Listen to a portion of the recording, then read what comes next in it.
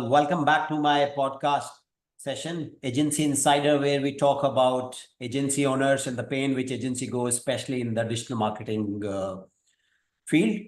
Today, I got a special guest, Alex Drew from ODYS.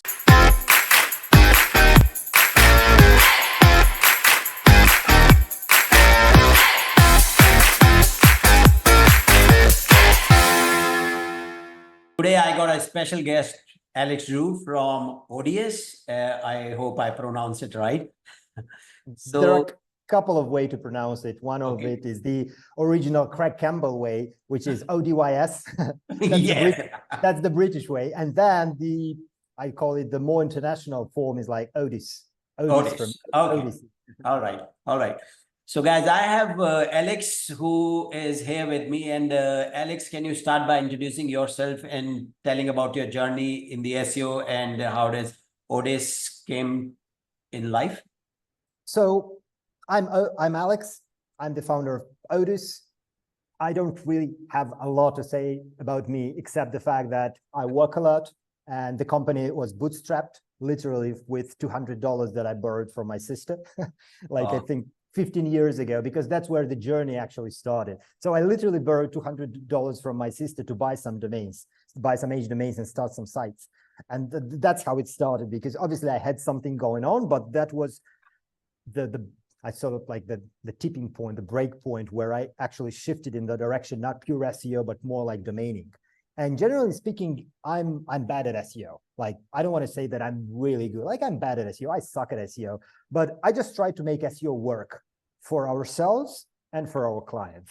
So when we get the chance to tackle strategy, I look at objectives and I see which ones of the current methodologies, approaches to SEOs, strategies will help them achieve their goals, regardless of how different, SEO communities or groups may interpret that.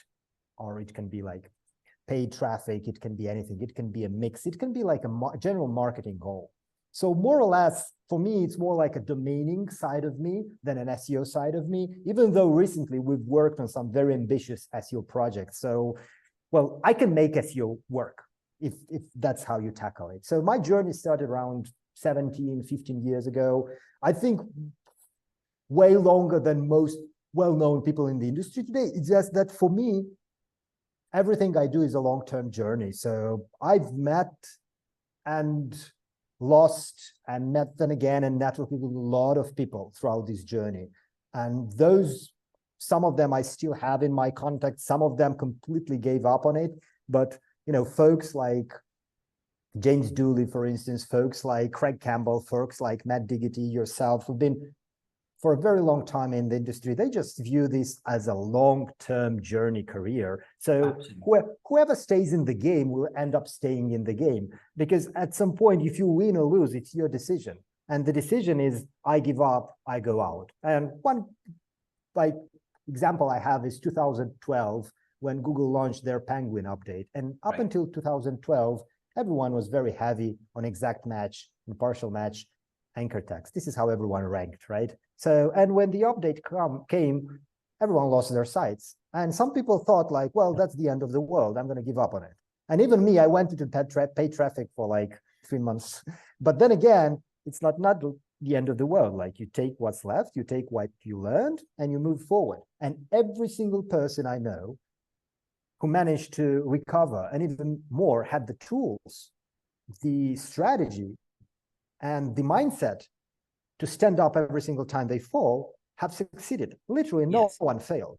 Right. That's more or less what it is in the journey. So I somehow consider myself a veteran if I start remembering the old days, but there are so many young, awesome, talented people who just pop up out of nowhere, and they're much better than us at everything they do. So I have to respect that.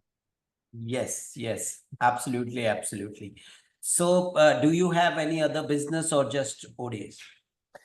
I have some other ventures. Actually, when I started Odis as a brand in 2018, I decided to give up on everything because there's so much you can focus on. I'm not Gary Vee. I cannot start 15 things. I'm not Elon Musk. I'm just a simple guy who tries his best to start a business, right? So I had websites. I had some joint ventures with other guys. I sold everything I could, and I poured all the money into Odis. These days, we have some smaller projects here and there, even through the, let's say, the prism of domain selling. Sometimes on the agency side, which we do have, by the way, Odis has an agency side.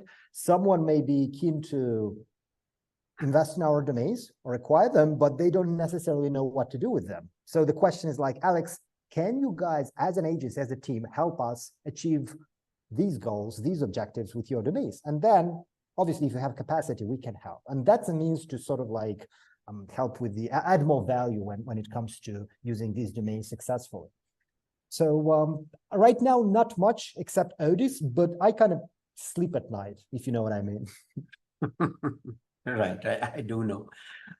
So now let's, of course, this is an agency podcast. We're going to talk about Google. How can we not when it's there? So when it comes to the, I mean, there is a recent Google update which happened recently. A lot of websites were impacted. In fact, there was a lot of hue and cry in the affiliate world. A lot of people said affiliate marketing doesn't work, especially after the HCU and now this in September. So all these, has this update affected the market of H domains? It did, but to a certain extent. Okay. Earlier today, I was on a podcast with Steve Khanna from WordPress, and he launched a new podcast on link building. And he comes from the restaurant business. And in the restaurant business, we were talking link building in general and how people perceive it as gray hat, white hat, black hat, blue hat, green hat, whatever hat. And then he said, in the restaurant business, every single guy who has a place, like a local business, abuses Trustpilot. Through their friends, family, cousins, sisters, grandfathers, grandmothers, they abuse Trustpilot. Like Trustpilot is the monopoly for reviews. You get ranked higher because of Trustpilot's reviews. Everyone games Trustpilot. Now, Google came as a wrath, with all their wrath, as a monopoly, and took over the search market. Right. And people expect business owner not to figure out how to tackle and to deal with Google. So at some point, the reason I'm saying this, because if Trustpilot were to push a cleansing algo, like an algo update, to get rid of the potential fake reviews, would that be an end of the world for restaurant owners? Because now they can't use their sister, nephews, and grandfathers to push more fake reviews. Maybe they have a great place, but they cannot wait 5 years for the place to get legitimate organic reviews. Right. Absolutely. Right. So when it comes to Google, we are playing on their turf. Like, we have to accept whatever comes to us. Now, as business owners, we have to prepare. Some people lost their SEO business because they basically didn't have enough financially big enough buffer to start all over. So let's say you make 10 grand a month, and let's say you need 5 grand to operate your business. And then the simplest question is, do I have a financial buffer of at least 3 to 6 months where I can use the funds to pay my team and keep operations going, even though I all of a sudden receive no income? Most people don't have that. They have 5-10 grand making, and they're getting a new lease on a car. They're doing all this crazy stuff, thinking that this is going on forever. So basic lack of business skills ends up killing businesses, not Google. And now everyone who's been parasiting Google with affiliate marketing and content-rich sites, which adds very little value, with the exception of few. The goal is to basically, be the middleman between traffic and advertisers, right, and make money. Who complains that Google kind of killed businesses? Well, Google runs their own business. You either adapt to it, just like Trustpilot, or you do not adapt to it. So for me, it has affected, because very less affiliate marketers, mainstream affiliate marketers, I'd call them, who just want to launch a content site and make $100 a day with ads, or just pushing, a couple of sales to Amazon. Those we get less sales from. But there are growing markets in certain regions of the world which consume a tremendous amount of domains, and where domains work extremely well. And there, except H domains, nothing works there. And where this works to such an extent that it makes very little sense to actually use anything else. Right. And while sometimes when you operate in a market and you have different segments, so I view this as a segment, but a good business will operate in different segments. Imagine like you have the MacBook, you have the iPhone, you have the iPad, you have the Right. iWatch. So the iPhone sales has plummeted a little bit, but this doesn't mean that we don't have any other markets or segments, market segments, I'd call them. So in a way, this is how I'd put it. Okay. So now, in March also Google emphasized about the low quality content, and of course, new spam updates. They said it's gonna hit expired domains, but although I have yet to see an evidence.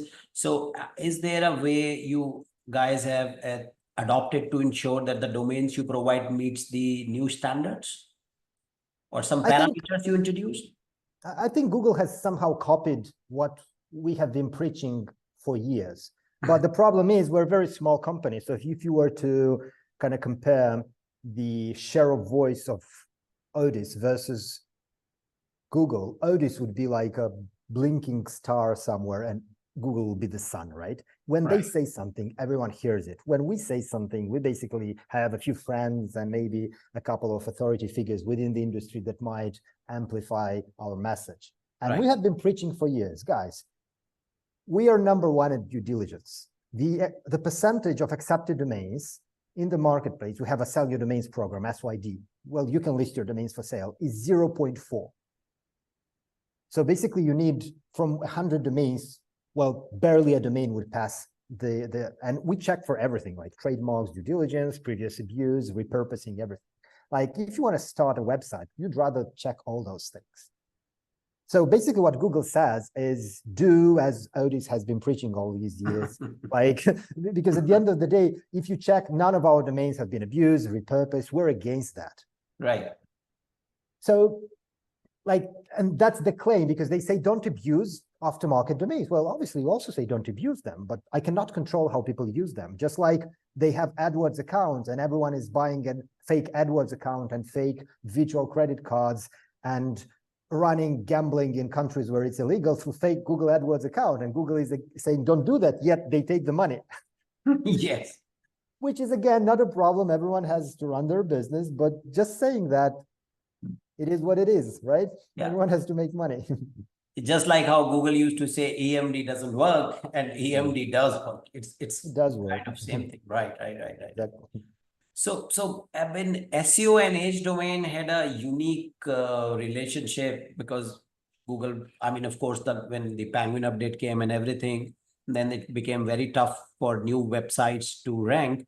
And that's where you started your journey as well. So I mean, for a user who is listening it for the first time can you explain the unique benefits of using H domain for SEO, especially in the current landscape? Because on an average, H domain would cost me something around a couple of good domain, anything not less than a couple of $1,000s.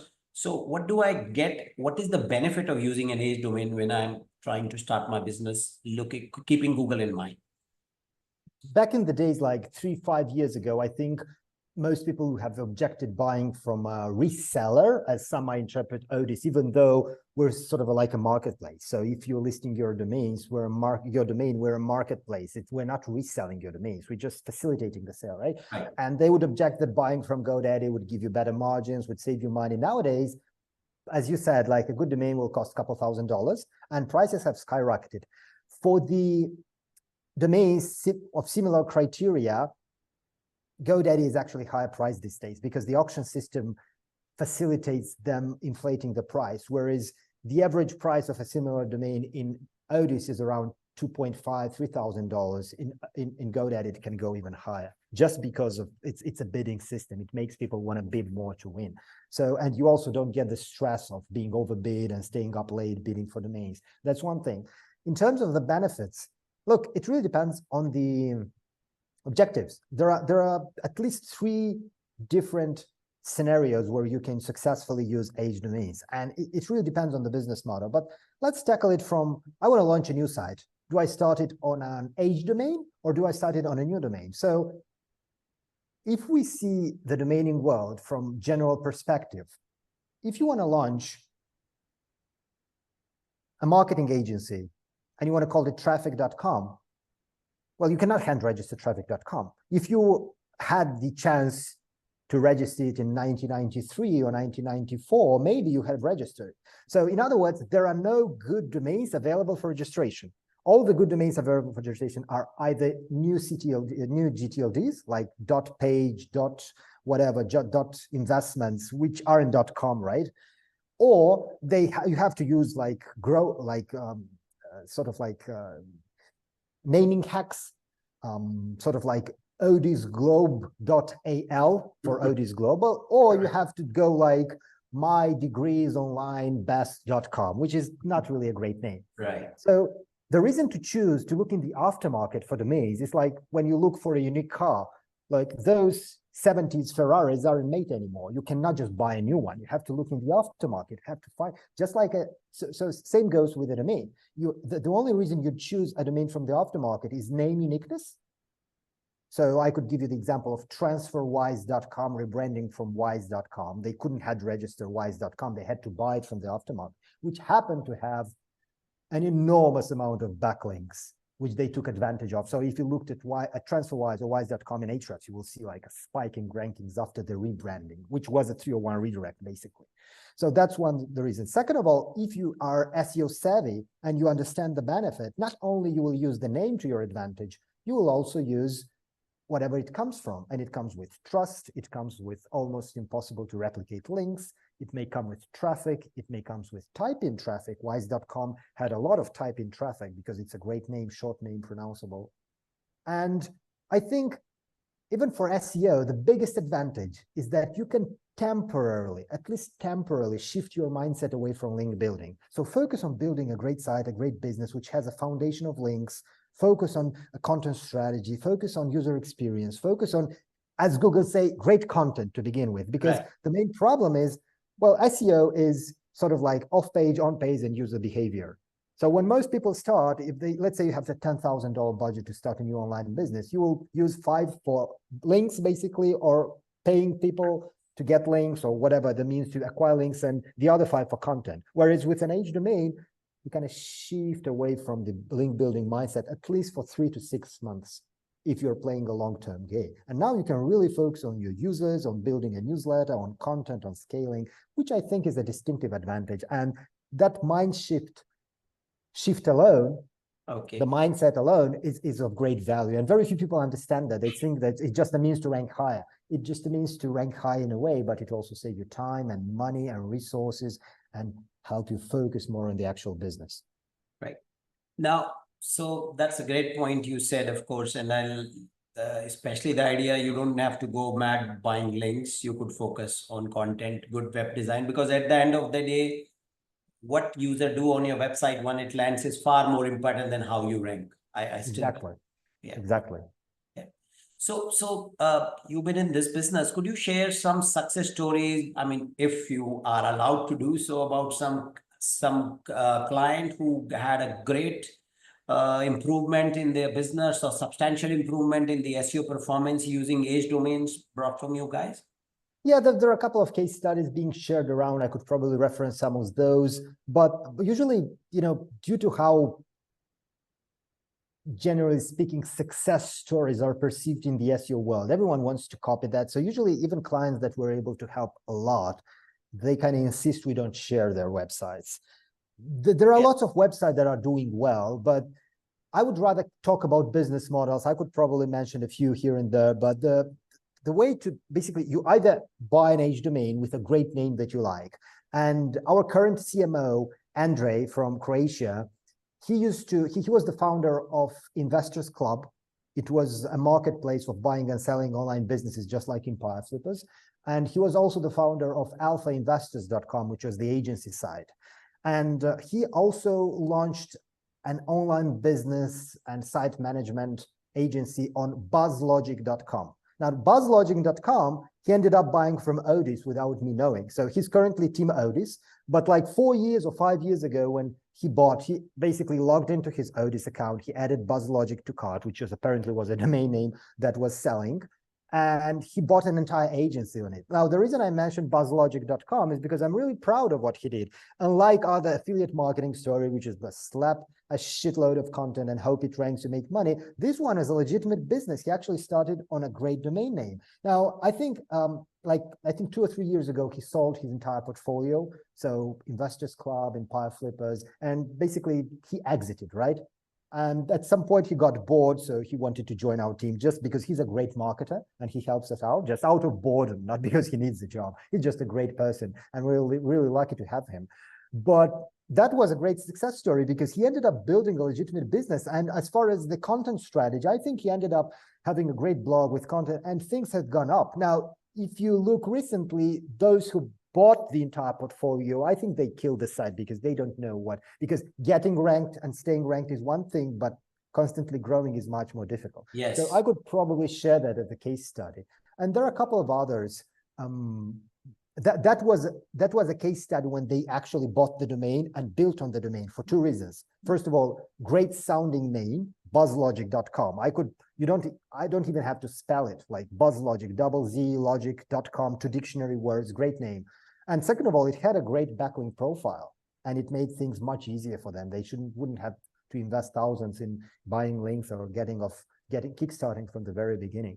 We have another case study, a pharmacy from UK, wellzo.com. So wellzo.com is run by a good friend of mine, Odis. Well, we ended up talking quite a lot of times before he actually started this business.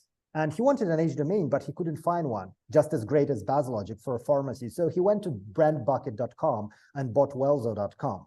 And then he came to us and sought help because wellzo.com had 0 backlinks pointing to it. So he was SEO savvy. And we found a great domain name and we used it as a means to 301 redirect. And if you check the backlink profiles, you see what I'm talking about. So that has shifted, let's say, him in the right direction. And there are a couple of similar success stories. And as a third one, like as a case study, I think H domain as link building, because if you really look at an H domain with, let's say, at least 100 referring domain, unique ones, and you would compare that to, and you'd have to spend $2,500, $3,000 on it. And it has, let's say, not many, 10, 15, 20 high authority backlinks that would be impossible to replicate, like New York Times, Huffington Post, like Forbes stuff. Like these are references on the web that you would have to pay a lot of money to get. Right. And if you divide the total amount of these links and the cost of the domain or the investment in the domain, and you divide them by the links that you got, you get like a really good deal. So you can use relevant H domain as a means to link build and to build more links to your site, but not as most people perceive it, more like media buying. Right, right. So, for instance, and I'll end up with this, if you have a domaining related domain, I would buy that right away if it has traffic link, because in the domaining business, you want to own as many domaining assets as you have, because those are sources of traffic. Just like Andrew Rosner, from Media Options, one of the top brokers in the world, he bought domainsherpa.com. Domainsherpa.com was founded by Michael Cyrus, I think, and he's now with GoDaddy. He's also the founder of DN Academy. And Domain Sherpa was a domaining related blog with a podcast, yes, with traffic, with assets. And Andrew Rosner simply bought that because he needs more domaining related assets. So when it comes to H domains, you just have to view it from a business perspective. I need more of what I'm selling. So if you're in a specific business, you just buy more assets that will help you get more business through. And that's how you perceive H domains as well. It's really no different. Okay. Now, so after all this update, so how do you foresee the role of H domains evolving, I mean, in the coming years with this scrutiny over the user experience, content, and of course with Google? Do you see the role of, how do you see it evolving? It's growing much faster than I thought it would ever be.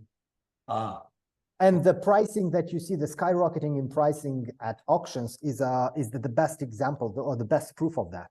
Domains that would sell for $500 like 3-5 years ago are now selling for at least $3,000 to $5,000. So what else drives the price up except demand? And if there is a demand, there is a use for them. Yes, absolutely. And that's basic economics. I don't even have to prove anything. Most people understand that's common sense. Now, I don't have the data for United States or global, but I've been talking with a good mentor of mine, and he said in Germany alone, around 500,000 businesses start a year, and around 500,000 businesses fail every year. And that's Germany alone.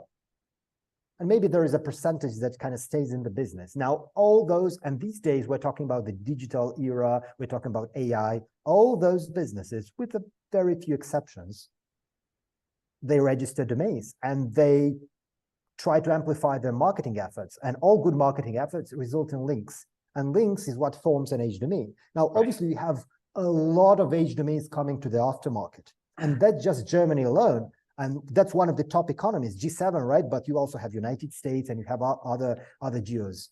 And there's a lot of domains in the aftermarket coming from failed companies, failed startups, failed organizations, non-profits, agencies, et cetera, which are great use to someone else. Now, our agency might fail, but mine or yours didn't. So we may find their domain very valuable. Or let's say you're a lawyer and some guy decided to change careers, but he had a great domain. We sold nylawyer.com, newyorklawyer.com. We sold it to Dolman Law Group. So NY Lawyer was ran by a team talking about, you know, like like everything lawyer New York, right? The entire New York scene. And he offers his services in New York. Now, those gave up on the project, but he found a great use for it. Right. So why wouldn't he buy that media, right, for himself?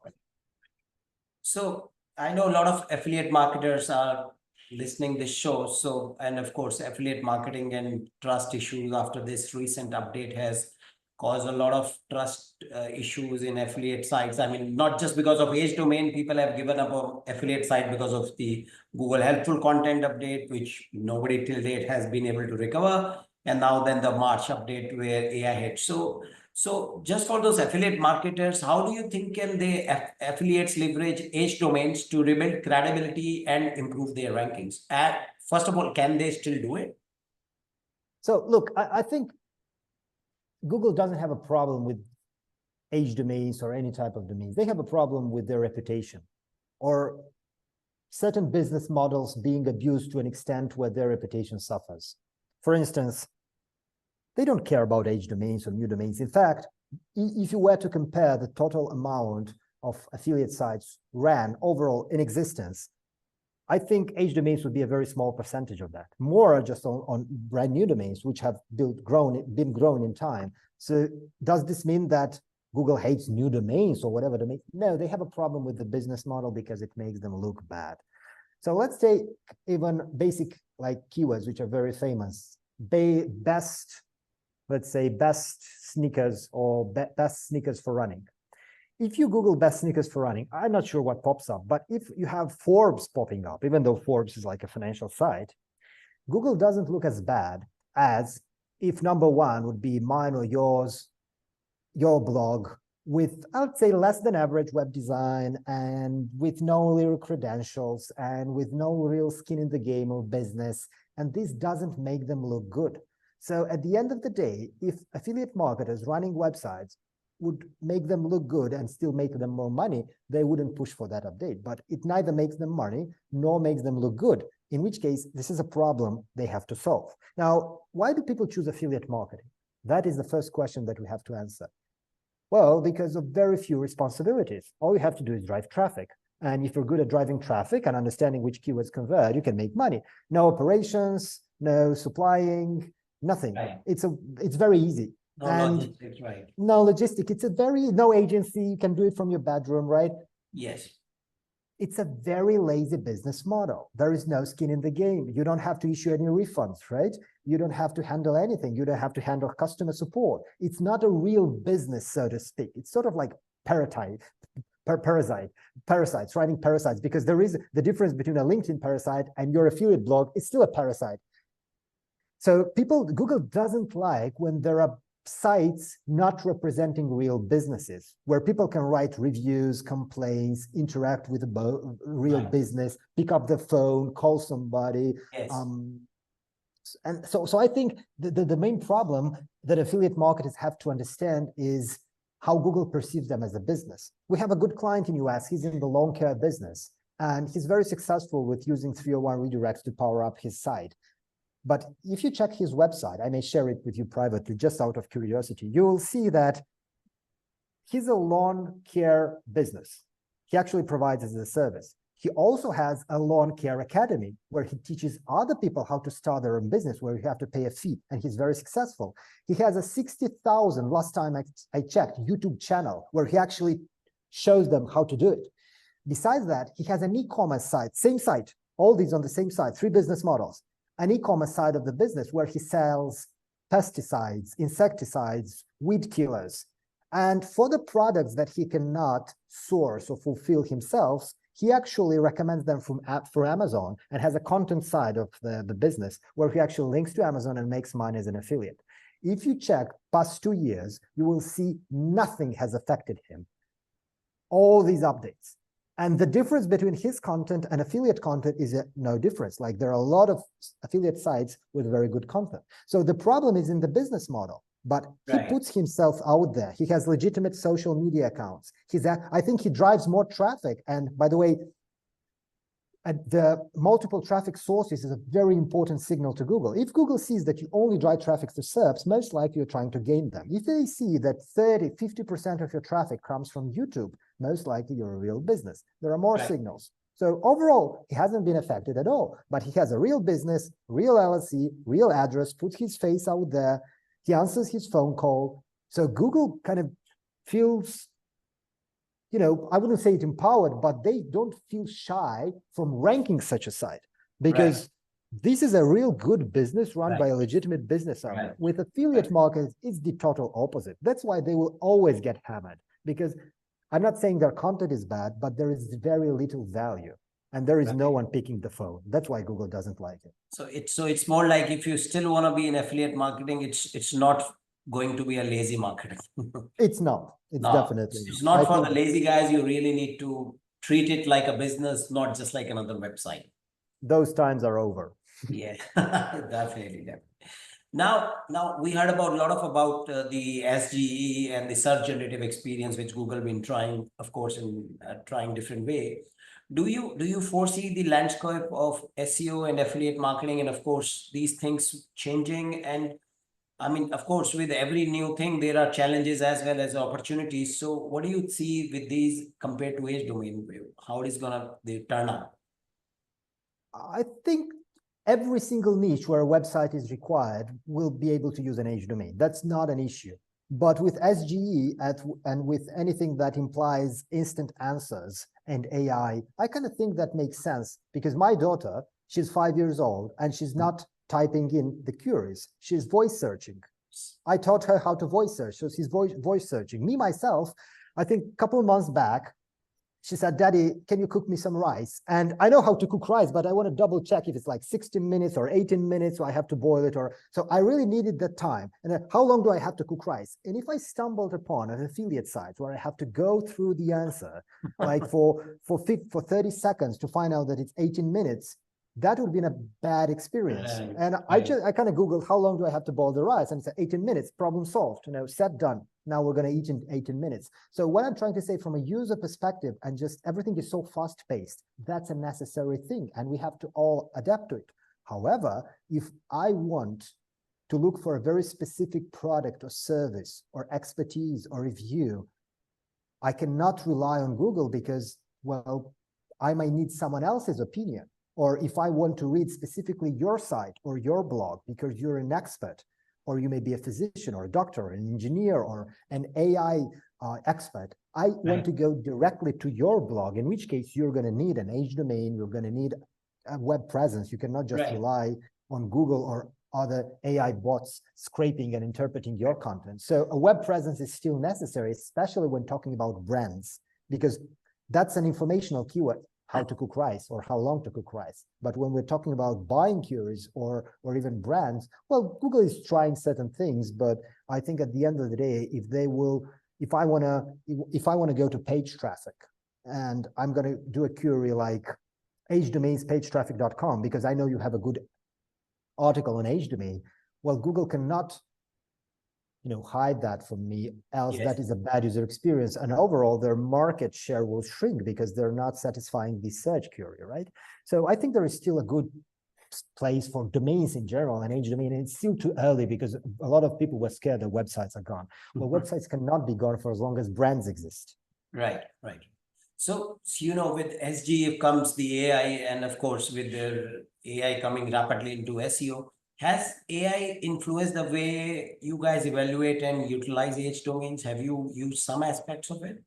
Definitely. We even like in our corporate strategy, we even have we have the general strategy, the financial strategy, operation strategy, marketing strategy, like you have all kinds of strategies. And we even have an AI strategy. And our AI strategy is our clear commitment to embracing AI because we are moving through to the AI era. Like you will have everything AI soon, Right. except human creativity, which I think would be tough for AI to compete. But we'll see about that. But we're trying to embrace. We're not trying to fight it. We're trying to embrace it because AI is the perfect assistant in so many tasks. Okay. And for instance, with the use of technology and AI, we've managed to improve so many processes where elsewhere we'd have to overhire just for handling spikes because you cannot predict when a spike in something will happen. Let's say a spike in extra domains to check per day. So let's say today we could have had 300 more domains submitted by sellers than yesterday. And the current team is not handling the capacity, so they have to delay the response time, the publishing to the marketplace. So how do we cope with these spikes? Do we hire more and just assume these spikes will continue? What if it's a one-time spike only? So we solve that with technology and AI. So as a corporate policy, we have embrace AI, implement it everywhere we can, and at the same time, try to kind of push the narrative within the company to use AI as much as possible if it's helpful. Like a recent example from finance, we had to kind of sum together an X amount of invoices from GoDaddy. And I suggested our CFO, well, that's something you can work out with ChatGPT. Just ask it to make a template and then to add all the entries and boom, job done in like a minute. So we're trying to embrace it. And when it comes to age domain, I think a lot of time-consuming tasks like due diligence. Let me give you a brief example with due diligence and how AI can solve that. We haven't implemented that yet, but I think that will help a lot. You export the backlink profile of a domain and you upload it to ChatGPT or any other AI, and you ask it based on its awareness of what a good and bad backlink is. Try to assess how toxic and what percentage of links are toxic or not. And they're doing a pretty good job at doing that. They will actually tell you. Or you could take a screenshot from archive because they're able to OCR basically read, and it will tell you what the website was about. And if there is a risk, like if there is a Viagra link somewhere in the footer and the human eye won't notice, they will scan the page and they will tell you we found that. So I'm not saying it's doing a perfect job, but we're not very far away from that. So we're definitely using AI in our operations. And I encourage everyone to embrace AI and just to use it to their advantage. Right. So now, given the recent Google updates targeting low quality and AI generated content, what best practices would you recommend for creating a AI-driven content that Google quality standards? Or I'm sure there are people who are buying domain, they are asking for help or something because when they come back and say, as you said, I bought a domain, what next? So, I mean, gone are the day you could generate content with AI. So how do you see that? Look, AI content is neither good or bad, it's useful, depending on the use case. So let's put it this way. If you want to create a directory of best lawyers in New York, obviously there you cannot, like, what would really be required to write a unique piece of content on New York, or let's say New York, Brooklyn lawyer, like, or New York, New Jersey lawyer, or whatever, Manhattan lawyer. Like, you cannot really write unique content, so you need programmatic SEO.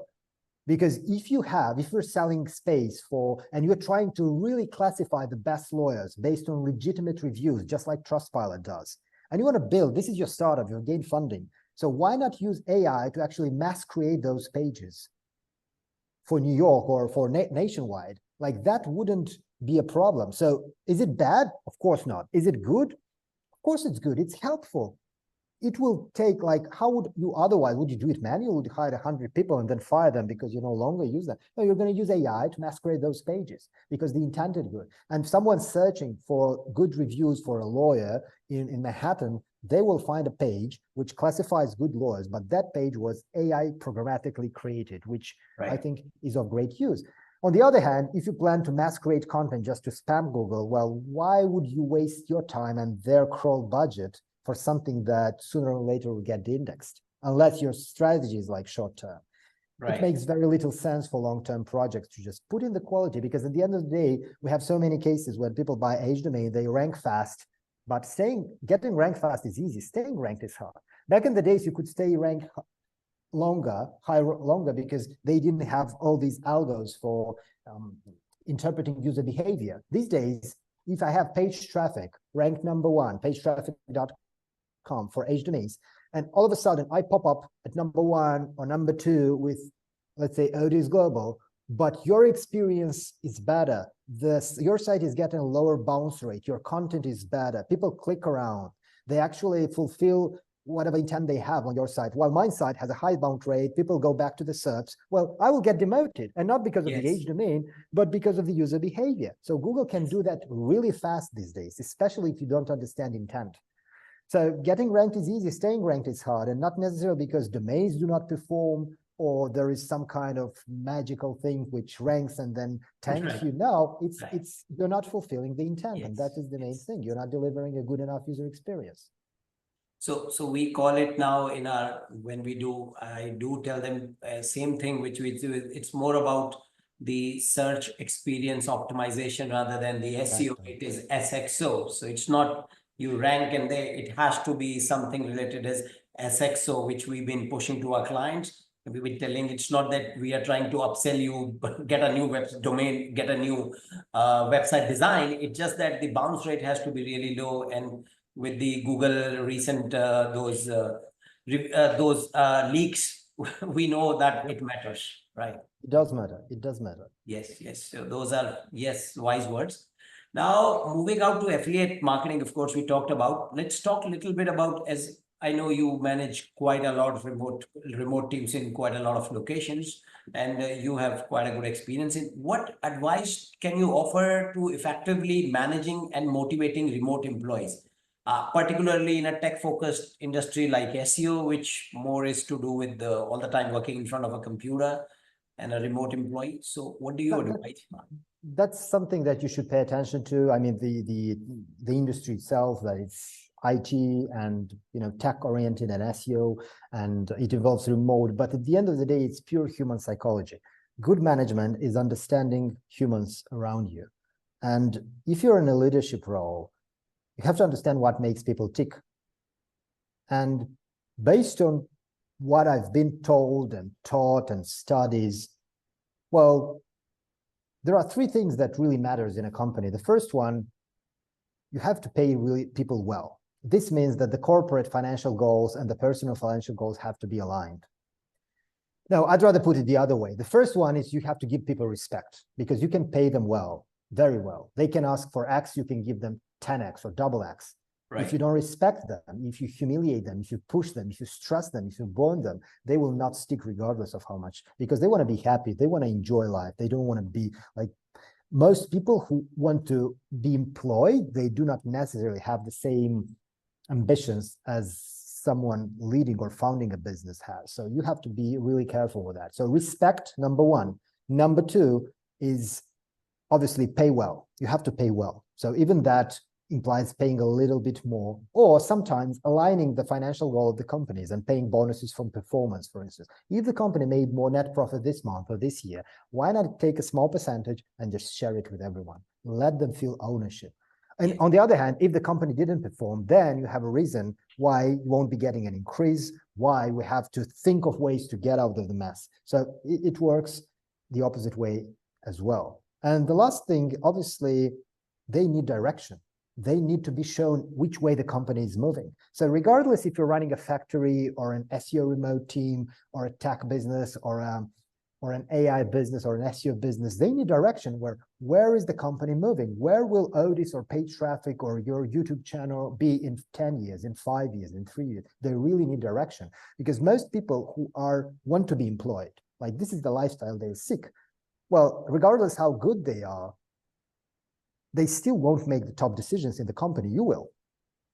So respect, good wage, and direction. I think these three are at the core foundation of a successful alignment of teams. So if you can deliver that, and when I say respect, I don't just mean showing that you respect them. It also deals with motivation, it also deals with encouraging them. It also deals with helping them stand up when they felt. So everything that a good leader must do.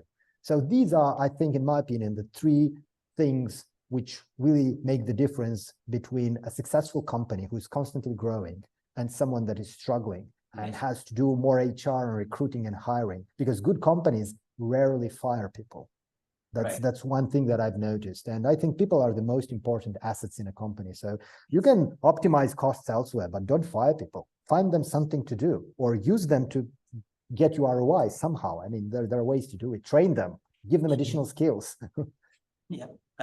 In my experience, I also seen it also starts the way how you hire people. So it's more important you spend more time hiring a person. That a bad hire can cost you a lot of money and of course a bad reputation, rather than spend more time in building expectation. What do you expect has also worked wonders. We also have remote employees working in Philippines, Kenya as well, although we have most of the employees working in India. But we do employee, and yes, they've been working for, I'm yet to fire anyone, remote employee yet. No, that's very accurate. It really comes with hiring. And also a lot of people, like I'd rather not hire than hire and fire easily. Yes. So spend more time on hiring because you're committing. They may have a family, they may have kids, they may have, a mortgage or something. So they're relying on working for you and delivering and getting paid. So you cannot just play around with their lives. Right. If you don't want to hire them, if you don't think they're a good fit, just tell them, look, I don't think you're a good fit right now, or you can reword the way you say it, but I will recommend your services or your skills if I hear someone talking, rather than hiring them because you feel the pressure of them needing a job and then having to fire them because they're a bad person, because they're toxic, because they don't have a good attitude. So yeah, as you said, like it can't be any, like that's the perfect answer, probably the one, like spend more time on actually hiring and talking to. So do you use any specific tools for collaborating or delegating to your remote teams, or they are just the normal one which we end up using? Or they are some Slack, I think, Slack. and Slack has introduced, I think that they have like a Kanban thing, which is very handy. They have canvases, they have to-do lists. So now basically Slack, like most of our communication, email, Slack, and just notes can be like paper notes, can be like any type of notes. Anything works, really. Yeah, same here. Anything works, really. Yes, right. So just I've taken almost an hour, just a couple of more questions here. Sure. What new features or services can we expect from ODYS in the near future? Are there anything exciting new developments coming forward? Yeah, definitely. And this is something that I've tackled with Andre, our CMO, and Alexander, who's our COO and in charge of Odis as a product.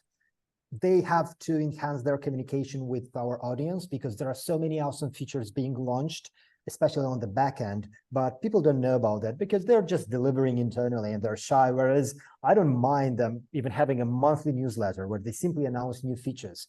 So I think a very good improvement recently has been our ability to actually help domain owners and sellers get liquidity in exchange for their domains. And just because as far as I know, and I've done some research, but GoDaddy doesn't want to list third-party domains in their auction systems. Back in the days, you had a domain, you could auction it. These days, they're just selling their inventory because it's easy.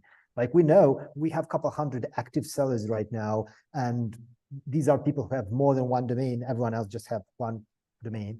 And it's very difficult to handle sellers. It requires a lot of operation, communication, customer service. So GoDaddy doesn't necessarily want to deal with that. They'd rather just sell expiring inventory. So I think we're trying to position ourselves and solve this problem. I'm sure you have more domains that you need. And all other people running online business, they have more domains than they need. And some are really precious, like pagetraffic.com, for instance, while some might never sell and you keep paying renewal fees. So we're trying to, instead of competing with all other sellers in the age domain after market, we'd rather push for a unique type of service where we actually are the platform and the marketplace that unites buyers and sellers. So I think we'll keep developing this moving forward, because right now there's basically just one way to sell an two ways to sell an age domain besides Odys. You can try to go to Facebook groups like SEO Facebook group and say, hey guys, I'm selling this, and hopefully someone will buy. Or you can try just listing it in the mainstream marketplaces like Dan.com, even Afternic that GoDaddy owns, or Sido.com is a German company, and hope someone sometimes will buy it, which doesn't mean anything. But the problem is, in the traditional world, everyone is after good names. Very few understand the backlink side or the age side of a domain. So we're trying to brand us as a marketplace, brand ourselves as a marketplace where we connect buyers and sellers and solve the demand problem by helping sellers get liquidity. So I think this is the direction that we're following right now, because if we were only to push by domain side, we'd end up with sales and a lot of domain owners having more domains that they can handle. We often have cases when people say, I'm going to, this year, like January 2025, I'm going to start 5 sites, and they buy 5 domains, they end up developing 1, and the other 4 domains, they don't know what to do with them. Where right now they can release them in the marketplace. We'll make sure they haven't been abused, they're fine, and we'll release them. Maybe you need them, maybe someone else needs them. There have been lots of cases when people wanted a domain, it got sold, and then we managed to get it back from the new owner. So I think this is a great direction to pursue. That's an interesting use case, definitely. Yes. And a good problem to solve. It kind of makes me feel good, because we're not just selling domains, we're helping 2 distinct parties solve problems. Right. I myself would have a domain portfolio of, I think, around 100 domains. So that's normal for anybody who's been in this industry, right? Yep. I agree. And you keep paying renewal fees year after year. Yes. So let's talk about your mentorship program you started, I think, just a couple of years back. So I think around last year. Yes. So how many mentors you have onboarded now? We have around 20, but we've completely rebuilt it from scratch. And I think we're officially relaunching this month or next. We have Andre and we have Svetlana, who's the manager of the program, so to speak, and they're relaunching the entire thing.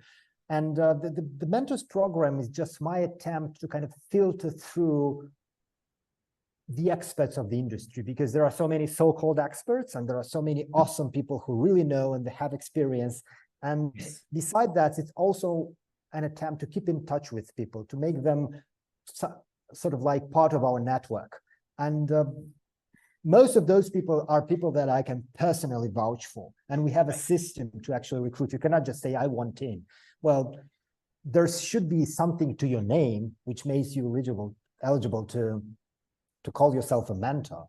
And Odys Mentors it's not making us money, basically. It's not a revenue. Our main revenue comes from domains and website selling and brokering. But Odys Mentors is sort of like an attempt to provide people access to some of the best minds in the industry, which are vetted, which are confirmed to actually know what they're talking about. Because with so many courses and so many good advice being out there, it's very hard to know whom to follow and whom to take advice from. So are you guys going to expand it? Yes. And the short answer is yes. And the long answer I need is, so especially in a region like India, where of course the market is growing rapidly, as you can see, we are one of the fastest growing economy in the world. Do you have any mentors to hire from here, or do you have any plans to push mentorship here, or any other reason? We don't, like, one of the reasons why Odys is called global, because we don't have any market perception. Well, we do focus, we need to focus sometimes on specific countries as markets, but for us, when it comes to mentors, it's more like, do you have a distinctive advantage in what you do in comparison with the rest of the world?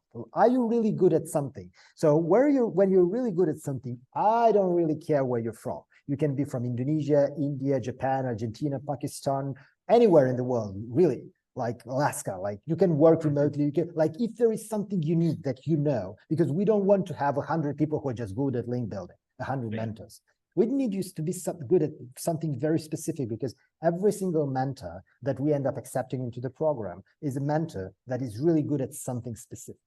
Right. So we need that uniqueness. We don't want just 100 pay-per-click experts, 100 link building experts, Right. 100 whatever experts. We want unique people, like people who have some sort of achievements, people who run a successful business. Because at the end of the day, actually share real knowledge and real value to the mentee. I mean, it should be value for money who is actually paying that much money, right? exactly. So think about, walking the talk. If you're teaching someone how to start a successful agency and you're not running a successful agency yourself, Right. I don't really know if I can promote you or recommend you as someone who could teach how to run $1 million a year agency, at least. I mean, that's common sense. So this is what we're trying to do. And our filters is basically, do you have some sort of audience? Are you like, I wouldn't call it an influencer, but are you known in the first place? Because if you're not known, we can promote you as hard as we can. But if you are not interested in building a personal brand, giving you calls, which is actually paid calls, would be very tough. Like you will not convert, so to speak. People will not seek your advice because they don't know you. People usually Google you. So they will Google you before they book you through us, for instance, if you're a mentor. Absolutely. So you have to be somebody, right? Second, like, what's your specialty? What are you focusing on? Are you focusing on agencies? Great. I'm starting an agency. I want to pick your brain. Like, what's your focus? Are you so? And obviously, even though it may not sound as the best criteria, but are you financially successful? Like, do you know how to make money in the first place? Do you know how to run a business? Right. Because so many, like, that's the main thing. Like, I'm not seeking like hypnotherapy advice. I'm seeking like business advice. So this is what I'm interested in. Yes. So somebody who been there, done that. Exactly. Exactly. All right, Alex, it was a very interesting discussions, a lot of knowledge nuggets, and I really love talking all that. And the age Awesome. token, yes. So thank you very much for your time. And Thank you for having me. It's been a pleasure. Yeah.